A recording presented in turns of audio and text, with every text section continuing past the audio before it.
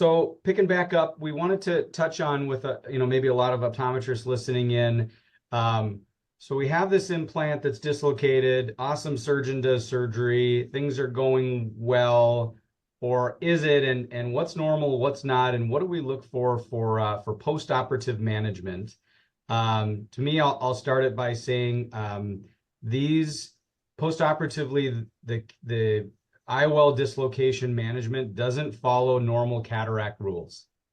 This is not an easy surgery compared to cataract surgery. So like from back in the day when they had cataract surgery and they had crazy corneal edema, macular edema, pressure spikes, all the issues, like that's what is normal to see post-operatively. Curious what your guys' experience have been with managing these implants. Yeah, I would agree. I think the one thing that I tell my patients to, in a sense, prep them, even on day one, or if talking to them about expectations prior to surgery, I'm always telling them that this is much more challenging than cataract surgery. The surgery is longer. It's a little bit more stressful on your eye. And so you're not going to have, clear vision the next day or 2 days later or 3 days later. It might take up to a month to get that. And along the way, we might have to add drops or, take a scan of the back of the eye to make sure inflammation hasn't got to the back of the eye. So I'm telling my patients to expect about a month as far as a visual recovery. I'm also letting them know because, these patients have already had cataract surgery, and a lot of times, next day they're seeing pretty well, they're feeling good. A lot of the patients are a little bit more sore afterwards, and letting them know expectation wise that yes, that's normal. We're just going to have to bump up the steroid using an NSAID, and we'll get you there. Okay. Cool. One thing I wanted to touch on is that, so if we have somebody that has a fixated IOL, whether it's Yamani or whether it's a sutured IOL, when they melt that Prolene suture into the sclera, conjunctiva sclera, a lot of times things will be anchored in very well, conjunctiva is covered and life is good, but sometimes it's not. And what I would encourage everybody, and not just on their early post-op visits, but maybe even later down the road, always take a look at those sutures to make sure that they're behaving. Because sometimes they don't. Sometimes the tissue around it can thin, erode, that would put us at risk for infection, foreign body sensation, or especially if a patient of yours calls in saying, hey, I'm having some new symptoms, red eye inflammation, to take a look. Sometimes we could actually have an erosion so much that there's risk of endophthalmitis, or it could actually move the implant. So take a look, even staining the eye, if you see them once a year for their routine exam, even if things are going well, just take a look at the sutures that are done, because sometimes they don't behave. Yeah. And then the sutures, one thing to add here too is, Sure. If we did a Yamani technique, that would mean that they had a lens in their eye at the time of standard or regular cataract surgery.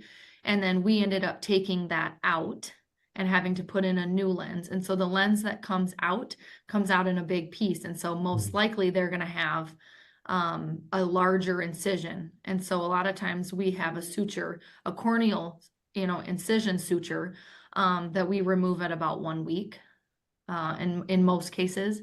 And they have some conjunctival sutures that can be removed throughout the month at 1 week, or even at 1 month if it's not bothering them. And so 1 day is a little early, but to remove some sutures. But I tell people if their eye is irritated, come on in or something. If we just have to remove a suture, no big deal. But a lot of times I like to get them past that week mark. I think it's a good call too. Oh, sorry, go ahead. No, that's okay. I just, again, with the sutures, we kind of follow that pretty well too. And if we're going to change a plan, we usually add it into our notes if we're co-managing with anybody. But if there's any hesitation of, should I remove the suture, should I not? Because some cases I know Dr. Bartman wants them in for 3 months just to make sure that that incision is healed and solid, and we're not going to run into any Seidel positive issues. So if you have any questions, just reaching out to the OD that you're working with or the surgeon you're working with, and just ask if you can take it out. Sometimes too, if we have a few, like I'll have, sometimes there's 3. 1 week out, I'll remove 1, check for a Seidel. And I'm also watching with topography because a lot of times patients, when they have a 6 millimeter incision now, they have a lot of induced astigmatism where, again, they're not seeing well. We remove 1, 2, 3. Let's watch that to make sure, hey, maybe is that last suture actually reducing astigmatism? Leave it in. But I've had some where I, took out 2, I got a little aggressive, and now there is a wound leak. Oops. And then you have to, manage it with either a bandage contact lens if it's a small one, antibiotic, of course, as soon as you see that. Watch it carefully because sometimes if it's not sealing back up, we might need to put a stitch back in. Cool. Well, that's all good post-operative stuff. One last thing too, before we get into some cases. So they have Yamane, things are going well, but they do need a final glasses prescription. When do you guys feel comfortable prescribing glasses or recommending glasses are prescribed by their optometrist? I'm doing after their 1 month visit. 1 month, Yep. okay. Yeah. If I like everything that. looks, if like there's no macular edema, the cells are gone, everything looks good, after the 1 month visit. Yeah. I like the 1 month again, unless they're not behaving, corneal edema, things aren't going well, or there's a lot of fluctuation in their prescription. Sometimes you have to wait a little bit longer, and I think just educating patient on that is important. Cool. All right, let's get into a couple cases. I'm going to start with one, and then Lorraine's going to take over with a challenging one.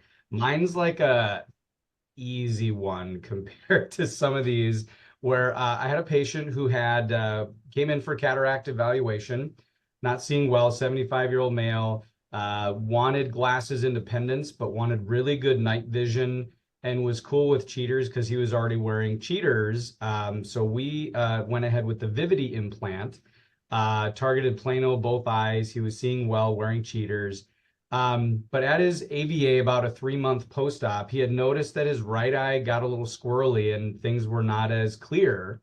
When we brought him in, he ended up being a plus 150, which just doesn't sound right compared to where he should be. And even with that plus 150, he was not 20/20. So I'm like, well, is this a big PCO? Is there macular edema? Could certainly cause that big of a shift.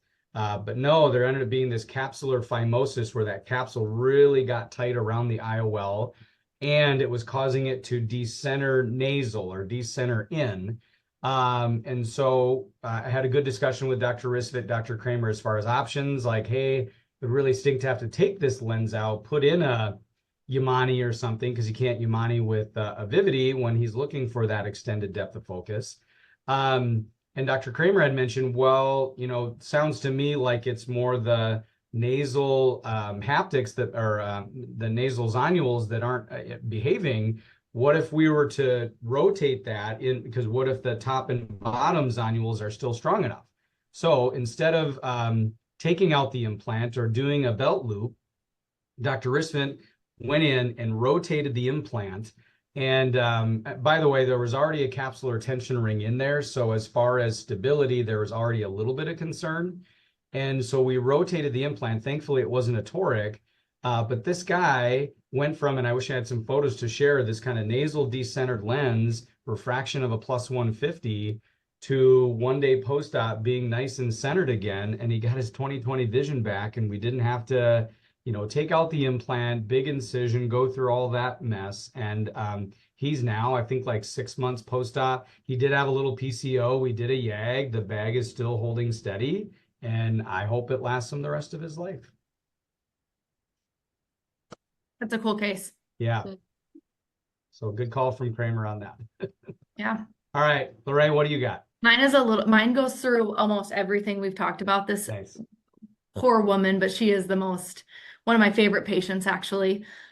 So we had a 74-year-old woman come in, and she was actually here for Fuchs dystrophy. And so she had corneal decompensation.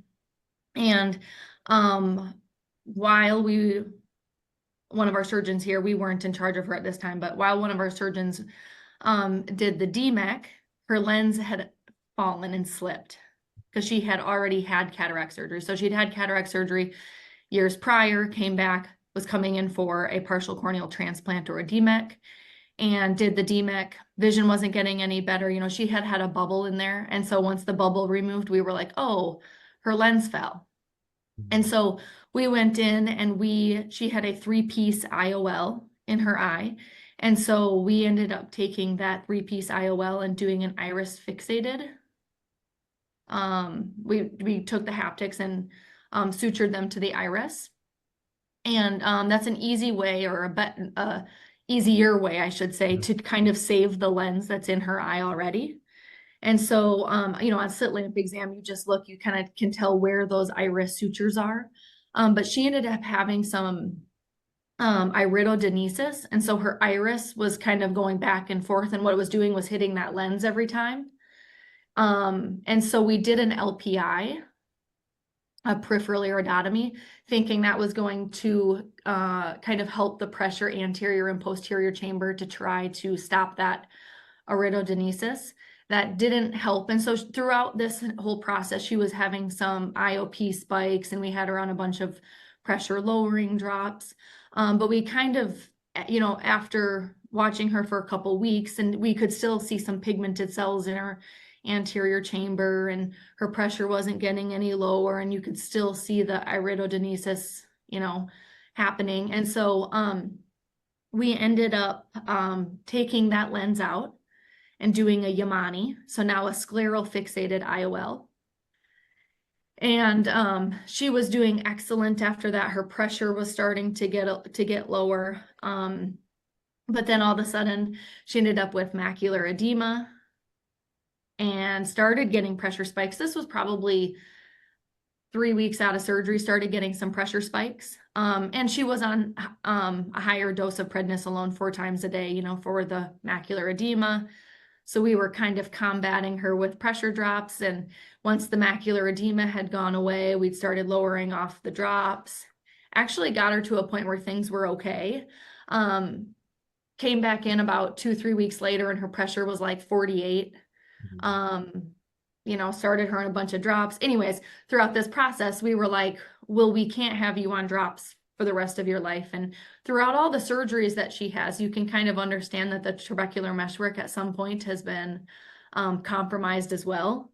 And so we ended up just 2 weeks ago doing a Omni glaucoma surgery for her to kind of open up the drain and all the pipes kind of, and all the canals and everything to try to lower that pressure. I saw her just last week, and her pressure is low. She has no macular edema. She's 20/20, and she's went through the whole process. You know, she's went through standard cataract surgery, a corneal DMEC, iris fixated, LPI, Omni, you know, all of the post-operative complications that one could name off. She's kind of been through it all. And so, but she is doing very well, 20/20, and doing well so far. So very promising, and it works.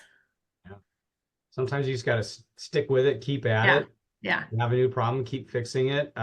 We love Omni, the viscocanaloplasty and goniotomy, to really clear out any debris in the trabecular meshwork, restart that. I think that's awesome.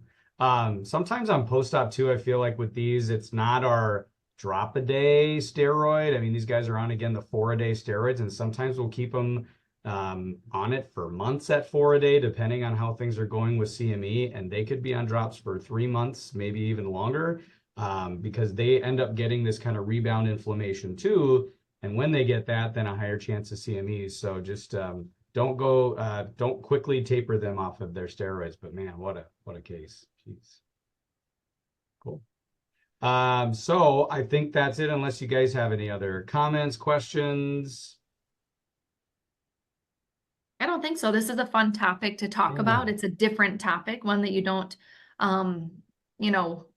co-manage and even manage here a lot. But it's fun to chat about. Mm-hmm.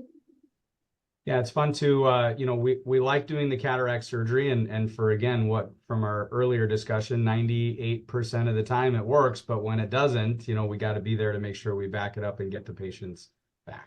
So I think these kind of cases, sorry, Lorraine, they allow us to get creative sometimes with the situations we're in and what we think we can do, or trying to do it, you know, as least invasive as possible. Sometimes it works, sometimes it doesn't, and we keep kind of moving down the chain. And I feel like I learned something new on each case too, because you feel like everything's going normal and all of a sudden something else pops up. Lorraine, you mentioned the iridodenesis. I don't see that a lot, but we just did a Yamani recently on a 53-year-old male, and his iris is just not stable. And it had slipped behind the lens and kept getting captured. And so then we actually moved that lens back, and it's still getting captured. And we've tried Pylo, we've tried just keeping him dilated and seeing if it would come back normal later. Nothing's worked, so now we're doing a pupilloplasty, and hoping things are going to be stable for him. But he's had a long journey, and we'll get there. Yeah, you certainly have to be creative. Yeah. I think one extra thing to add is that, you know, that's probably why we add a lot of CTR to our plans. If for any reason, you know, anyone has pseudoexfoliation on their anterior lens capsule, or even if they're doing cataract surgery at a young age, prior retinal surgery, vitreous surgery, you know, we are, you know, we'll add a CTR anytime. If we have any sort of reason to believe that that they're at more risk for that lens falling, because we know that sometime in the future, if that were to happen, it's a much easier surgery. Yeah, smart. Awesome, guys. Well, thank you for all the insight and talk about a fun discussion. For those that want more, schedule your personalized mini fellowship at Vance Thompson Vision today. Immerse yourself in hands-on learning, gain insights from our experts, and take the next step toward excellence in eye care. Remember, the world of eye care is ever evolving, and so are we. So until next time, this is Matt Walker and Lorraine and Kristen signing off. Thank Thanks, you. guys. Have a great day, you guys. Bye.